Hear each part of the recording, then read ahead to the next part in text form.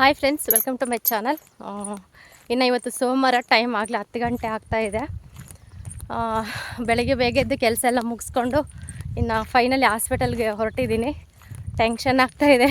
ಇವತ್ತು ಎಷ್ಟೊತ್ತಾದರೂ ಇರಲಿ ಎಲ್ಲ ಕೆಲಸ ಎಲ್ಲ ಕಂಪ್ಲೀಟ್ ಮಾಡ್ಕೊಬರ್ಬೇಕಂತೇಳ್ಬಿಟ್ಟು ಸಂಜೆ ಬರೋದು ಲೇಟ್ ಆದರೂ ಪರವಾಗಿಲ್ಲ, ನಿಧಾನಕ್ಕೆ ತೋರಿಸ್ಕೊಂಡು ಸ್ಕ್ಯಾನಿಂಗ್ ಎಲ್ಲ ಮಾಡಿಸ್ಕೊಂಡು ಇನ್ನು ರಿಪೋರ್ಟ್ ಏನು ಬರುತ್ತೋ ನೋಡಿಕೊಂಡು ನಿಧಾನಕ್ಕೆ ಬರೋಣ ಸಂಜೆಗೆ ಅಂತ ಹೇಳಿಬಿಟ್ಟು ಇನ್ನು ಹೊರಡ್ತಾ ಇದ್ದೀನಿ. ನಮ್ಮ ಮನೆಯವ್ರು ಬಂದುಬಿಟ್ಟು ಗುಂಡನ್ನ ಬಿಟ್ಟು ಬರೋದಕ್ಕೆ ಹೋಗಿದ್ದಾರೆ ಊರೊಳಗೆ. ಇನ್ನು ಅವ್ರು ಬಿಟ್ಟು ಬರೋಷ್ಟೊತ್ತಿಗೆ ಹಿಂಗೆ ಸ್ವಲ್ಪ ಹೊತ್ತು ನಡ್ಕೊಂಡು ಹೋಗೋಣ ನಿಧಾನಕ್ಕೆ, ಹಿಂಗೆ ಎದುರು ಬರ್ತಾರೆ ಅಂತ ಹೇಳ್ಬಿಟ್ಟು ನಾವು ಹೊರಡ್ತಾ ಇದ್ದೀನಿ. ಈಗ ಊಟ ಕೂಡ ಆಯಿತು. ಬೆಳಗ್ಗೆ ಎದ್ದ ತಕ್ಷಣವೇ ಬ್ಲಾಗ್ ಮಾಡೋದಕ್ಕಾಗಲಿಲ್ಲ. ಇನ್ನು ಬೇಗ ಬೇಗ ಕೆಲಸ ಮುಗಿಸ್ಕೊಂಡು ಇನ್ನು ಸ್ನಾನ ಮಾಡಿಕೊಂಡು ಪೂಜೆ ಮಾಡಿ ಹೊರಡೋಷ್ಟೊತ್ತಿಗೆ ಟೈಮ್ ಆಯಿತು. ಹಾಗಾಗಿ ಇನ್ನು ಸ್ವಲ್ಪ ತಿನ್ಕೊಂಬಿಟ್ಟು ಬಂದಿದ್ದೀನಿ. ಮತ್ತು ಬ್ಲಡ್ ಚೆಕಪ್ ಇರುತ್ತೆ, BP, ವೆಯ್ಟು, ಮತ್ತು ಸ್ಕ್ಯಾನಿಂಗ್ ಬರ್ಸ್ಕೊಂಡು ಮತ್ತೆ ಸ್ಕ್ಯಾನಿಂಗ್ ಹೋಗಬೇಕು. ಎಲ್ಲೆಲ್ಲಿ ಹೋಗಬೇಕು ನನಗೂ ಗೊತ್ತಿಲ್ಲ. ನನಗೆ ಚಳ್ಳಕೆರೆ ಆದರೆ ಆರಾಮಾಗಿ ಒಂದು ಹತ್ರ ಸ್ಕ್ಯಾನಿಂಗು ಮತ್ತು ಹಾಸ್ಪಿಟಲ್ ಎಲ್ಲ ಕೂಡ ಒಂದೇ ಹತ್ರನೇ ನನಗೆ ಆರಾಮಾಗಿ ಗೊತ್ತಿತ್ತು, ಚೆನ್ನಾಗಿ ಗೊತ್ತಿತ್ತು. ಅಲ್ಲಿ ಹಿರಿಯೂರಲ್ಲಿ ಅಷ್ಟೊಂದು ನನಗಿನ್ನ ಗೊತ್ತಿಲ್ಲ, ಯಾಕೆಂದರೆ ಇಲ್ಲಿ ತೋರಿಸಿಲ್ಲ ನಾನು. ಹಾಗಾಗಿ ಎಲ್ಲೆಲ್ಲಿ ಹೋಗಬೇಕು ಏನು ಅದು ಕೂಡ ಸ್ವಲ್ಪ ಟೆನ್ಷನ್ ಆಗ್ತಾಯಿದೆ. ಹಂಗೆ ಕೇಳ್ಕೊಂಡು ಹೋಗಿ ಮಾಡಿಸ್ಕೊಬರೋಣ ಅಂತೇಳ್ಬಿಟ್ಟು ಹೊರಟಿದ್ದೀನಿ. ಇನ್ನು ಒಬ್ಬಳೇ ಹೋಗ್ತಾಯಿದ್ದೀನಿ. ಹೋಗ್ಬಿಟ್ಟು ನೋಡೋಣ ಹೆಂಗಾಗುತ್ತೋ ಗೊತ್ತಿಲ್ಲ. ಮತ್ತೆ ಹೋಗ್ತಾ ವ್ಲಾಗ್ ಕಂಟಿನ್ಯೂ ಮಾಡ್ತೀನಿ ಫ್ರೆಂಡ್ಸ್, ನೋಡಿಬಿಟ್ಟು ಸಪೋರ್ಟ್ ಮಾಡಿ. ಇನ್ನು ಹೋಗ್ತಾ ನಮ್ಮ ಚಿಕ್ಕಮ್ಮ ಕೂಡ ಬಂದರು. ಅಂದರೆ ನಮ್ಮ ಚಿಕ್ಕಮ್ಮನೇ ಆಶಾ ವರ್ಕರು. ಹಾಗಾಗಿ ಇಲ್ಲೇ ಲ್ಯಾಬರೆಲ್ಲ ಬಂದಿದ್ದಾರೆ. ಡಾಕ್ಟರ್ ಕೂಡ ಇವತ್ತು ಬರ್ತಾರೆ ಸೋಮವಾರ. ಇಲ್ಲೇ ಬ್ಲಡ್ ಚೆಕಪ್ ಎಲ್ಲ ಮಾಡಿಸ್ಕೊಂಡು ಒಂದು ಸತಿ ಸ್ಕ್ಯಾನಿಂಗ್ ಮಾಡಿಸ್ಕೊಂಬರುವಂತೆ ಅಂತ ಹೇಳ್ಬಿಟ್ಟು ಇನ್ನು ಕರ್ಕೊಬಂದರು. ಇನ್ನು ಕರ್ಕೊಬಂದ ತಕ್ಷಣ ಇನ್ನು ಬ್ಲಡ್ ಕೊಟ್ಬಿಟ್ಟು ವೆಯ್ಟ್ ಮಾಡ್ತಾ ಇದ್ದೆ. ಮತ್ತು ಬ್ಲಡ್ ಕೊಟ್ಟು ಮತ್ತು ವೆಯ್ಟು BP ಎಲ್ಲ ಕೂಡ ಪ್ರತಿಯೊಂದು ಚೆಕಪ್ ಮಾಡಿಸ್ಕೊಂಡು ಚೆಕ್ ಮಾಡಿ ಮತ್ತು ರಿಪೋರ್ಟ್ ಕೂಡ ಅಲ್ಲೇ ಅವರೇ ಬರೆದುಕೊಟ್ರು. ಬರ್ಕೊಟ್ಮೇಲೆ ಎಲ್ಲ ಆಗೋಷ್ಟೊತ್ತಿಗೆ ಮಧ್ಯಾಹ್ನನೇ ಆಗಿಬಿಡ್ತು. ಕರೆಕ್ಟಾಗಿ 1 ಗಂಟೆ ಆಯಿತು ಟೈಮ್ ಬಂದುಬಿಟ್ಟು. ಇನ್ನು ಇವಾಗ ಡಾಕ್ಟ್ರ್ ಹತ್ರನೂ ಮತ್ತು ಸ್ಕ್ಯಾನಿಂಗ್ ಎಲ್ಲ ಬರ್ಸ್ಕೊಂಬಿಟ್ಟು ಇವಾಗ ಮತ್ತೆ ಚಿಕ್ಕಮ್ಮ ನಾನು ಇಬ್ಬರು ಹೊರಡ್ತಾ ಇದ್ದೀವಿ. ಇನ್ನು ಚಿಕ್ಕಮ್ಮ ಕೂಡ ಬರ್ತೀನಿ ಬಾ, ಹೋಗಿ ತೋರಿಸ್ಕೊಂಡು ಬರೋಣ ಅಂತ ಹೇಳಿಬಿಟ್ಟು ಇನ್ನು ಅವರು ಕೂಡ ಬರ್ತಾಯಿದ್ರು. ಇನ್ನು ನಾವು ಹೊರಟ್ವಿ. ಇನ್ನು ಅಷ್ಟರಲ್ಲಿ ಆಟೋ ಕೂಡ ಸಿಕ್ತು ಸದ್ಯ. ಇನ್ನು ಬಸ್ಸಿನ ವ್ಯವಸ್ಥೆ ಅಂತೂ ಟೈಮ್ ಇಲ್ಲ. ಆಟೋ ಅಂತೂ ಹೆಂಗೋ ಒಂದು ಸಿಕ್ತು. ಇನ್ನು ಹತ್ಕೊಂಡು ಇನ್ನು ಚಿಕ್ಕಮ್ಮ ನಾವು ಹೋಗ್ತಾಯಿದ್ದೀವಿ. ಎಷ್ಟೊತ್ತಾಗುತ್ತೆ ಏನೋ ಬರೋದು ಅನ್ನೋದು ಅದೊಂದು ಟೆನ್ಷನು, ಸ್ಕ್ಯಾನಿಂಗ್ ಏನು ಬರುತ್ತೆ ಅನ್ನೋದು ಅದೊಂದು ಟೆನ್ಷನು. ಟೋಟಲಿ ಫುಲ್ಲು ಇವತ್ತು ಫುಲ್ಲು ಒಂಥರ ಟೆನ್ಷನಲ್ಲೇ ಹೋಯ್ತು ದಿನ ಅನ್ನೋದು. ನನಗೆ ಎಲ್ಲ ಕೂಡ ಓಕೆ ಅನ್ನೋವರೆಗೂ ಕೂಡ ಸಮಾಧಾನನೇ ಅನ್ನಿಸ್ತಾ ಇರಲಿಲ್ಲ ಆ ಥರ. ಇನ್ನು ಸೀದಾ ಹಿರಿಯೂರಿಗೆ ಬಂದ್ವಿ. ಹಿರಿಯೂರಿಗೆ ಬಂದ ತಕ್ಷಣ ಇನ್ನು ಸ್ಕ್ಯಾನಿಂಗ್ ಹತ್ರ ಬಂದ್ವಿ. ಅವ್ರು ಬರ್ಕೊಟ್ಟಿದ್ರಲ್ಲ ಅಲ್ಲಿಗೆ ಬಂದುಬಿಟ್ಟು ಇನ್ನು ಅವರು ನೀರು ಚೆನ್ನಾಗಿ ಕುಡಿದ್ಬಿಟ್ಟು ಸ್ವಲ್ಪ ವಾಕ್ ಮಾಡಿ ಅಂತ ಹೇಳಿದರು. ಅದಕ್ಕೆ ನೀರು ಕುಡಿದ್ಬಿಟ್ಟು ಸ್ವಲ್ಪ ವಾಕ್ ಮಾಡ್ತಾಯಿದ್ದೀನಿ. ಲೇಟ್ ಆಗುತ್ತೆ ಅಂತಂದರೂ ಪರವಾಗಿಲ್ಲ, ವೆಯ್ಟ್ ಮಾಡ್ತೀವಿ ಅಂತ ಹೇಳಿಬಿಟ್ಟು ಇನ್ನು ಅಲ್ಲೇ ಇದ್ಬಿಟ್ಟು ಇನ್ನು ಸ್ವಲ್ಪ ಚೆನ್ನಾಗಿ ವಾಕ್ ಮಾಡಿಬಿಟ್ಟು ಚೆನ್ನಾಗಿ ನೀರು ಕುಡಿದು ತೋರಿಸ್ಕೊಂಡು ಹೋಗೋಣ ಅಂತ ಹೇಳ್ಬಿಟ್ಟು ಇನ್ನು ವಾಕ್ ಮಾಡ್ತಾಯಿದ್ದೀನಿ. ಇನ್ನು ಫೈನಲಿ ಸ್ಕ್ಯಾನಿಂಗ್ ಕೂಡ ಆಯಿತು. ಸ್ಕ್ಯಾನಿಂಗ್ ರಿಪೋರ್ಟ್ ಬಂದಮೇಲೆ ಮತ್ತು ಗೌರ್ಮೆಂಟ್ ಹಾಸ್ಪಿಟಲ್ಗೆ ಹೋದ್ವಿ. ಗೌರ್ಮೆಂಟ್ ಹಾಸ್ಪಿಟಲ್ಗೆ ಹೋದ್ಮೇಲೆ ಅಲ್ಲಿ ಕೂಡ ಅಷ್ಟೇ, ಅಲ್ಲಿ ರಿಪೋರ್ಟ್ ಎಲ್ಲ ತೋರಿಸ್ಬಿಟ್ಟು ಇನ್ನು ಮೆಡಿಷನ್ ಏನು ಕೂಡ ಬರ್ಕೊಟ್ಟಿಲ್ಲ. ಎಲ್ಲ ಕೂಡ ಪರವಾಗಿಲ್ಲ, ಎಲ್ಲ ಚೆನ್ನಾಗಿದೆ, ಆರೋಗ್ಯ ಕೂಡ ಚೆನ್ನಾಗಿದೆ. ಜಾಸ್ತಿ ಏನು ಮೆಡಿಷನ್ ಬೇಡ. 5 ತಿಂಗಳಿಗೆ ಒಂದು ಸತಿ ಸ್ಕ್ಯಾನಿಂಗ್ ಮಾಡಿಸ್ಕೊತಿರಲ್ಲ, ಆವಾಗ ಮೆಡಿಷನ್ ಅದೆಲ್ಲ ಬರ್ಕೊಡ್ತೀವಿ. ಸದ್ಯಕ್ಕೆ ಇವಾಗ ಏನು ಬೇಡ ಅಂತ ಹೇಳ್ಬಿಟ್ಟು ನಾವು ಕ್ಯಾಲ್ಶಿಯಮ್ ಮಾತ್ರೆ ಅದೆಲ್ಲ ಕೊಟ್ಟರು. ಇನ್ನು ಸರಿ ಬಿಡು ಅಂತ ಹೇಳ್ಬಿಟ್ಟು ಇನ್ನು ಅಲ್ಲಿಂದ ಮತ್ತೆ ಬಸ್ ಸ್ಟಾಪಿಗೆ ಬಂದ್ವಿ.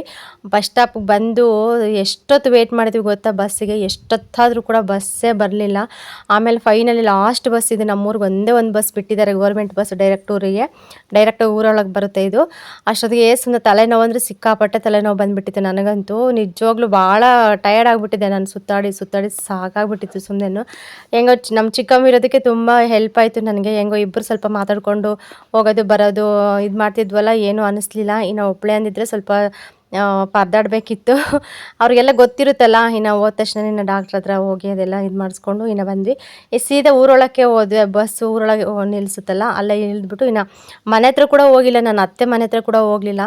ಮತ್ತೆ ಇಲ್ಲೇ ಕೂತ್ಕೊಂಡು ಇನ್ನು ಹೋದ ತಕ್ಷಣ ಚಿಕ್ಕಮ್ಮ ಸ್ವಲ್ಪ ಸ್ಟ್ರಾಂಗಾಗಿ ಟೀ ಮಾಡಿಕೊಟ್ರು. ಇನ್ನು ಕುಡ್ಕೊಂಡು ಅಲ್ಲೇ ಕೂತ್ಕೊಂಡು ಇನ್ನೂ ಸತಿ ಇದು ತಾಯಿ ಕಾರ್ಡ್ಗೆ ಎಂಟ್ರಿ ಎಲ್ಲ ಮಾಡಿಸಿದ್ವಿ ಆಗಲೇ. ಮತ್ತು ಅವರು ಮೇಡಮ್ ಫೋನ್ ಮಾಡಿಬಿಟ್ಟು ಇನ್ನೊಂದು ಸತಿ ಬರ್ದಾಕಿ ಅಂತ ಹೇಳಿದರು. ಇನ್ನು ನಾನು ಕೂಡ ಅಲ್ಲೇ ಇದ್ನಲ್ಲ, ಎಲ್ಲ ಕೂಡ ಡೀಟೇಲ್ಸ್ ಎಲ್ಲ ಕೊಟ್ಬಿಟ್ಟು ಇನ್ನು ಬರೆಸಿ ಅದನ್ನು ಮತ್ತೆ ರಿಪೋರ್ಟ್ ಮೇಡಮ್ಗೆ ಹಾಕ್ಬಿಟ್ಟು ಎಲ್ಲ ಆಗೋಷ್ಟೊತ್ತಿಗೆ ಸಂಜೆನೇ ಆಗಿಬಿಡ್ತು. ಸುಮಾರು ಒಂದು 7 ಗಂಟೆ 7:30 ಆಗಿಬಿಟ್ಟಿತ್ತು ಟೈಮ್ ಅಲ್ಲೇ. ಹಾಗೆ ಸದ್ಯಕ್ಕೆ ಸ್ವಲ್ಪ ಸಮಾಧಾನ ವಿಚಾರ ಏನಂತಂದರೆ ಅಷ್ಟೊಂದು ರಶ್ ಇರಲಿಲ್ಲ ಹಾಸ್ಪಿಟಲಲ್ಲಾಗಲಿ. ಯಾಕೆಂದರೆ ಬೆಳಗ್ಗೆ ಟೈಮ್ ತುಂಬ ರಶ್ ಇರುತ್ತೆ ಅಂದ್ಕೊಳ್ಳಿ, ಒಂದು 10 ಗಂಟೆಯಿಂದ ಸಖತ್ತು ರಶ್ ಇರುತ್ತೆ. ಮಧ್ಯಾಹ್ನ ಟೈಮ್ ಅಷ್ಟೊಂದು ರಶ್ ಇರೋದಿಲ್ಲ. ಅದಕ್ಕೆ ನನಗೆ ಹೋಗಿದ್ದೆ ಸ್ವಲ್ಪ ಮೇಲಾಯಿತು, ಬೇಗ ಬೇಗನೆ ಕೆಲಸ ಎಲ್ಲ ಆಯಿತು ಹೋಗಿದ್ದು. ಇನ್ನು ಇದು ಬಂದುಬಿಟ್ಟು ನಮ್ಮ ಗುಂಡಂದು ಇದು ತಾಯಿ ಕಾರ್ಡು ಮುಂಚೆದು ಅದು ನಂಬರು ಮತ್ತು ಅದೆಲ್ಲ ಸ್ವಲ್ಪ ಇದರಲ್ಲಿ ಇರುತ್ತಲ್ಲ, ಮತ್ತು ಅದನ್ನು ಆ್ಯಡ್ ಮಾಡ್ತಾರಂತೆ. ಹೆಂಗನಾಗಲಿ ಎಲ್ಲ ಕೂಡ ತೊಗೊಂಡೋಗಿದ್ದೆ, ಏನು ಕೂಡ ಬಿಟ್ಟೋಗಿರಲಿಲ್ಲ. ಇದು ಬಂದುಬಿಟ್ಟು ಡಿಸ್ಚಾರ್ಜ್ ಕಾರ್ಡು ಗುಂಡಂದು, ಅದೆಲ್ಲ ಕೂಡ ತೊಗೊಂಡೋಗಿದೆ ಇರಲಿ ಅಂತೇಳ್ಬಿಟ್ಟು. ಮತ್ತು ಯಾವ ಟೈಮಲ್ಲಿ ಏನು ಕೇಳ್ತಾರೆ ಅನ್ನೋದು ಗೊತ್ತಾಗೋದಿಲ್ಲ. ಆಧಾರ್ ಕಾರ್ಡು, ರೇಷನ್ ಕಾರ್ಡ್ ಅದೆಲ್ಲ ಕೂಡ ಕಂಪಲ್ಸರಿ ತೊಗೊಂಡು ಹೋಗಲೇಬೇಕು. ಹಂಗಾಗಿ ನಮ್ಮ ಮನೆಯವರು ಬಂದು ಕರ್ಕೊಬಂದರು. ಅತ್ತೆ ಮನೆ ಹತ್ರ ಸಮೇತ ಹೋಗಲಿಲ್ಲ, ಪವಿತ್ರನ ಕೂಡ ಮಾತಾಡಿಸ್ಲಿಲ್ಲ ನಾನು. ನನಗೆ ಅಲ್ಲೆಲ್ಲ ಬರೆಸಿ ಅದೆಲ್ಲ ಕಳ್ಸೋಷ್ಟೊತ್ತಿಗೆ ಲೇಟ್ ಆಯಿತು. ಅಷ್ಟರಲ್ಲಿ ಮನೆಯವರು ಕೂಡ ಬಂದರು. ಡೈರೆಕ್ಟಾಗಿ ಮನೆಗೆ ಬಂದ್ವಿ. ಬರೋಷ್ಟೊತ್ತಿಗೆ ತುಂಬ ಲೇಟ್ ಆಗಿಬಿಟ್ಟಿತ್ತು. ಅಷ್ಟರಲ್ಲಿ ಏನು ಮಾಡೋಣ ಅಡುಗೆ ಅಂತ ಹೇಳಿಬಿಟ್ಟು ಶೇಂಗಾ ಬೀಜ ತೊಗೊಬಂದಿದ್ದೆ. ಸ್ವಲ್ಪ ರೇಷನ್ ಕೂಡ ತೊಗೊಬಂದೆ, ರೇಷನ್ನು ತರಕಾರಿ ಎಲ್ಲ ಕೂಡ ತೊಗೊಬಂದಿದ್ದೆ ಅಲ್ಲಿಂದನೇ. ಅದಕ್ಕೆ ಸ್ವಲ್ಪ ಕಾಯಿ ತುರಿ ಮತ್ತು ಸ್ವಲ್ಪ ಶೇಂಗಾ ಬೀಜ ಮತ್ತು ಹಸಿರುಮೆಣ್ಸಿನ್ಕಾಯಿ ಹುರ್ಕೊಂಬಿಟ್ಟು ಫಸ್ಟು ಚಟ್ನಿ ಮಾಡೋಣ ಅಂತ ಹೇಳಿ ಚಟ್ನಿಗೆಲ್ಲ ಹುರ್ಕೊತಾ ಇದ್ದೀನಿ. ಒಂದು ಕಡೆ ಅನ್ನ ಕೂಡ ಇಟ್ಬಿಟ್ಟಿದ್ದೆ. ಬಂದ ತಕ್ಷಣ ಕುಕ್ಕರ್ಗೆ ಅನ್ನಕ್ಕೆ ಇಟ್ಟೆ ಫಸ್ಟು. ಅದು ತುಂಬ ಸುಸ್ತಾಗ್ಬಿಟ್ಟಿತ್ತು ನನಗಂತೂ. ಯಾಕೋ ಗೊತ್ತಿಲ್ಲ, ಈ ಸತಿ ಸ್ಕ್ಯಾನಿಂಗ್ ಮಾಡಿಸ್ಬೇಕಾದ್ರೆ ಸ್ವಲ್ಪ ನನಗೆ ತುಂಬ ಪೇನ್ ಅನ್ನಿಸ್ತು. ಹೊಟ್ಟೆ ಅಂತೂ ಸಖತ್ತು ನೋವು ಬರ್ತಾಯಿತ್ತು.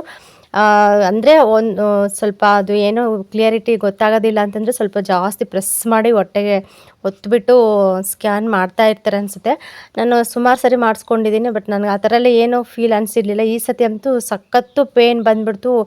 ಅವ್ರು ಯಾಕೋ ಗೊತ್ತಿಲ್ಲ, ಸಖತ್ತು ಹೊಟ್ಟೆನ ಪ್ರೆಸ್ ಮಾಡಿ ಸ್ಕ್ಯಾನ್ ಮಾಡ್ತಾಯಿದ್ರು. ನನಗೂ ಅದು ನೋಡಿಬಿಟ್ಟು ಸ್ವಲ್ಪ ಭಯ ಅನಿಸ್ಬಿಡ್ತು, ಏನು ಈ ಥರ ಮಾಡ್ತಾಯಿದ್ದಾರಲ್ವ, ಏನಾದರೂ ಪ್ರಾಬ್ಲಮ್ ಇದೆಯೋ ಏನು ಅಂತ ಹೇಳ್ಬಿಟ್ಟು.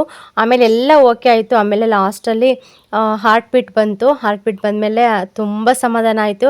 ಒಂದು ಕಡೆ ದುಃಖನೂ ಬಂದುಬಿಡ್ತು, ಒಂಥರ ತುಂಬ ಖುಷಿ ಆಯಿತು. ಹಾರ್ಟ್ ಬೀಟ್ ಬಂತಲ್ಲ ಅಷ್ಟೇ ಸಾಕು ಅಂದ್ಕೊಂಡು ಸಮಾಧಾನದ ಮೇಲೆ ಮತ್ತೆ ಸ್ಕ್ಯಾನಿಂಗ್ ರಿಪೋರ್ಟ್ ಕೈ ಕೊಟ್ಟರು. ಆವಾಗ ನೋಡಿದಾಗ ತುಂಬ ಖುಷಿ ಆಯಿತು. ಈ ರಿಪೋರ್ಟ್ ಏನು ಬಂತು, ಬ್ಲಡ್ ಯಾವ ಥರ ಇದೆ, ವೇಟ್ ಎಷ್ಟಿದೆ, ಮತ್ತು ಪಾಪು ಎಲ್ಲ ಹೆಂಗಿದೆ ಆರೋಗ್ಯ ಅಂತ ಹೇಳ್ಬಿಟ್ಟು ನಾನು ನೆಕ್ಸ್ಟ್ ಬ್ಲಾಗಲ್ಲಿ ಶೇರ್ ಮಾಡ್ಕೊಳ್ತೀನಿ. ಯಾಕೆಂದರೆ ಇದರಲ್ಲೆಲ್ಲ ಕೂಡ ಶೇರ್ ಮಾಡ್ಕೊಳ್ಳೋದಕ್ಕೆ ಆಗ್ತಾಯಿಲ್ಲ. ನಾನೇನು ಕೂಡ ಜಾಸ್ತಿ ವೀಡಿಯೋ ಏನು ಮಾಡಿಲ್ಲಲ್ವ, ಹಾಗಾಗಿ ವೀಡಿಯೋ ತುಂಬ ಕಮ್ಮಿ ಇದೆ ಲೆಂತು.